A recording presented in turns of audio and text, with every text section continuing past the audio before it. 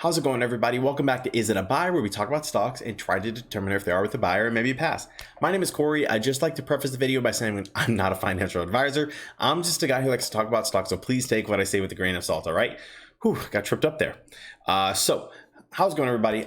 So let's talk about what's going on, all right? Some new numbers came out, some very interesting information. I have the numbers over here. We're going to go over it. A little bit of calculations. We'll see what happens.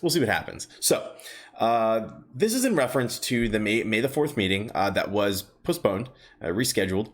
And so Adam Aron said, let's see. So among other reasons, we did reschedule to give our millions of current individual shareholders more time to let their voices be heard and cast their ballots on important shareholder matters.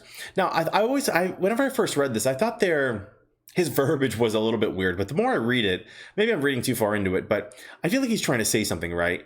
It's weird. Instead of saying we did so to give our millions of shareholders, more time, he says millions of current individual shareholders, which I feel like is a bunch of extra words for no reason.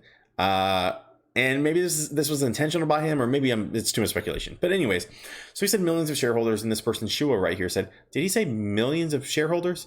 And Adam Aron says, yes, indeed, that is right. Again, a lot of yes, confirmation, instead of saying, yes, that is right, or yes, indeed, AMC now. So it was some interesting stuff, but let's continue. AMC now has over 3 million individual shareholders. Again, very interesting. So, and people have been really taking that to heart. People have been saying that it's weird. So I figured, instead of just taking people's word for it, let's do some math. Let's do some very conservative, very, very, very conservative, easy math, and see what the numbers come out to. And we'll go over that right now. Okay. So I did some digging and I decided, okay, let's take a look at the institutional ownership. Because we have to separate out the institutional ownership, the insiders, and then separate them from the apes, because he's talking about the individual retail investors, right? So we can see here for the institutional ownership on Fintel, it does say there are 52 million shares or 11.70%. I did take a look at Market Beat, and Market Beat had a little bit of different numbers. They said about 16%, which is obviously a little higher. And so I decided I'm going to go with the more conservative numbers. This way, apes have to hold more shares, right? So instead of going with the 16%, I went with the 11%, okay? Just to give us the worst numbers that apes could possibly have. And I'll show you what I mean a little more. On top of that, Adam Aron himself owns 3.6 million shares of the stock.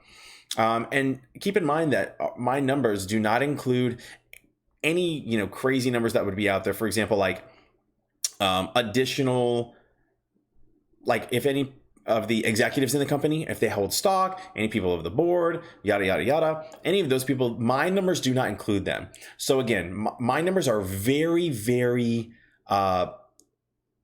conservative on that end, just to give apes more shares, more possible shares. So keep in mind that any number that I give is going to be an exaggeration of oh gosh, I'm explaining this terribly, but I use the lesser numbers on the institution ownership side so that it would look like the apes were holding more shares. And this is because I want to see how many apes on average, or how many shares on average an ape is holding, right? Because if they're all holding 500 shares, then that seems a little bit weird. But if they're all holding 10 shares, then that's a whole different story, right? So let's take a look. So I took these numbers, and you can see here I took the 52 million shares from the 11.70% from Fintel. I took Adam Aron shares, and then I added them up, and that equaled 56,287,849.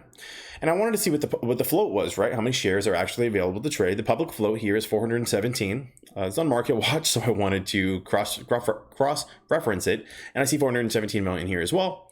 So I went ahead and I took the entire institution ownership, including Adam Aron. I clumped them all together, and I removed them from the float of 417 million.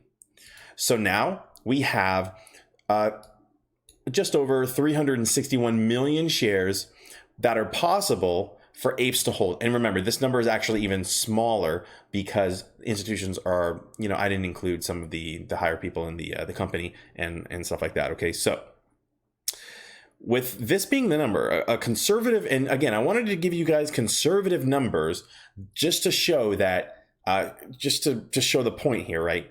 And so with 3 million apes holding, which is exactly what Adam Aaron said, right? Over 3 million apes. So again, conservative numbers, we can see that that would equate to about 120.46 shares. So let's just call it, even if we call it 121 shares per ape. Okay. And again, conservatively. Now, I thought this was very interesting because think about how many people are holding, think about how many shares you have. Okay. Whether it's, 1, 10, 100,000, whatever it is. Me, I have over 1,000. Trey's Trades, I believe he has over like 3,000 shares. And think about those whales that you see on and granted on whichever subreddit you see them on, they are all, maybe they're the fluke. But in my stream today, I had a bunch of people tell me their numbers, and out of probably 20 people that told me how many shares they had.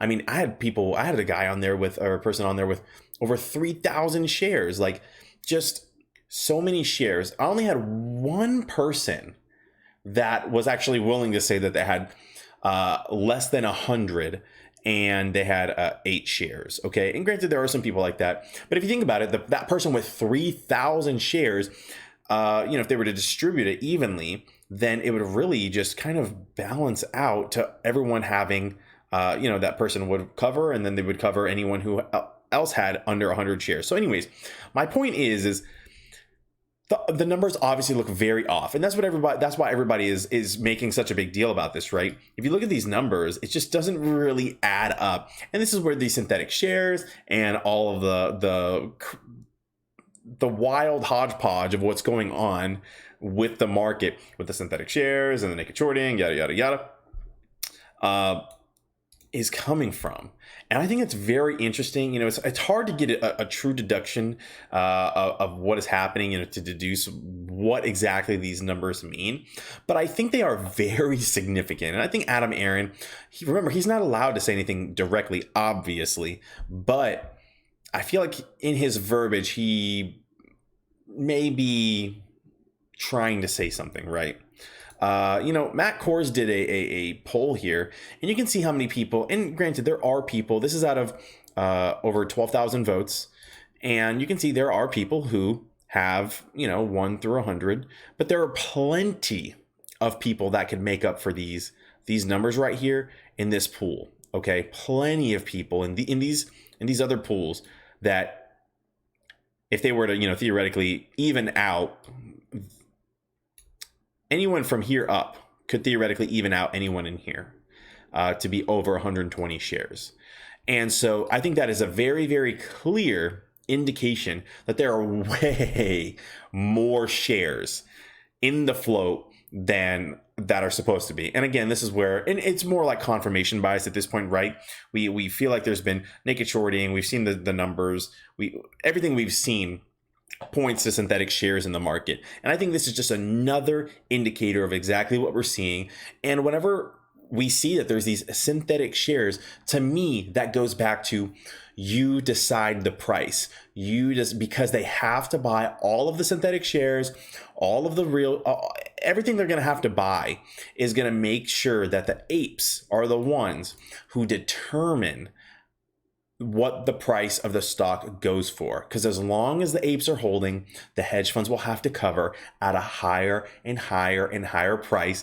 And this is how you get to AMC to 100K, AMC to 500K, all these like numbers. I almost said crazy numbers because they sound crazy, right? But the crazy reality is that it is theoretically possible.